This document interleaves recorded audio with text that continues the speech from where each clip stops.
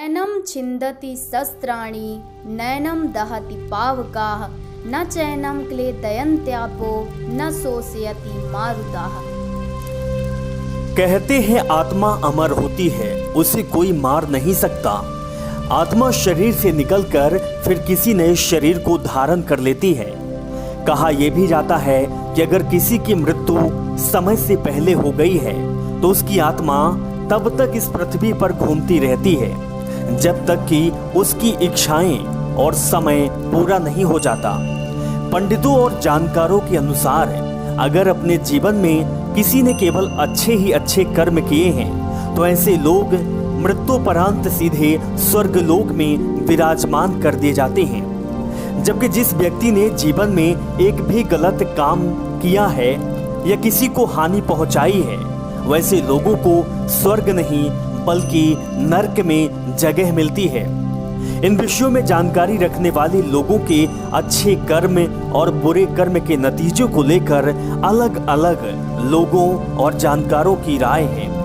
कुछ बताते हैं कि अच्छे बुरे कर्मों का फल अपने जीवन के अंतिम क्षणों तक इसी जन्म में भुगत कर जाना पड़ता है, जबकि कुछ लोग ये भी बताते हैं कि अच्छे बुरे कर्मों का जवाब मृत्यु के उपरांत देना होता है और अगले जन्म में मनुष्य बनेंगे या जानवर या कुछ और, यह उनके इसी जन्म के अच्छे और बुरे कर्मों पर ही निर्भर करता है। सबसे पहले तो हम इन बातों की ओर ध्यान केंद्रित करेंगे कि क्या इस कलयुगी समय में किसी को स्वर्गलोक की प्राप्ति का संभव है या किसी को स्वर्गलोक की प्राप्ति होती है।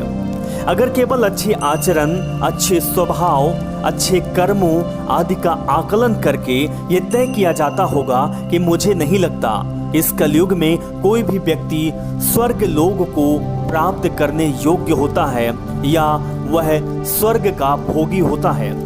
इसका कारण बहुत ही साधारण सा है। हम आए दिन कोई न कोई झूठ बोलते ही हैं।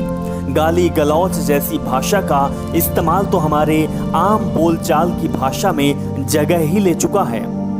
आप नौकरी पेशा या फिर व्यवसायी हैं, आजकल हर जगह अपने ग्राहकों को किसी भी तरह से अपना प्रोडक्ट बेचने के लिए या अपना व्यवसाय बढ़ाने अथवा नौकरी में प्रमोशन आदि पाने के लिए वो अक्सर झूठ का सहारा लेता ही है और लेना ही पड़ता है। चाहे कोई भी वहाँ हो या बड़े बड़े धर्म गुरुओं को जहाँ शांत जीवन व्यतीत करना चाहिए, वहाँ किसी न किसी के प्रति ईर्ष्या, द्वेष और गुस्सैल रवैये का इस्तेमाल करते देखा ही जाता है। जबकि इस तरह के व्यक्ति या कहें कि इस तरह के व्यवहार पाप की श्रेणी में ही आते हैं।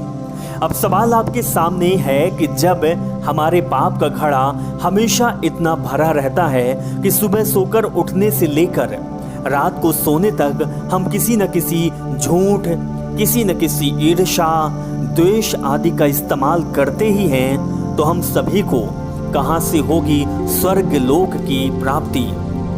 अगर हमारे कर्मों के ऊपर ही यह तय किया जाता है कि हम स्वर्ग में जाएंगे या फिर नरक लोक के भोगी होंगे, तो मैं कह सकता हूं कि आज के समय में एक भी व्यक्ति स्वर्ग जाने के लायक बिल्कुल नहीं है।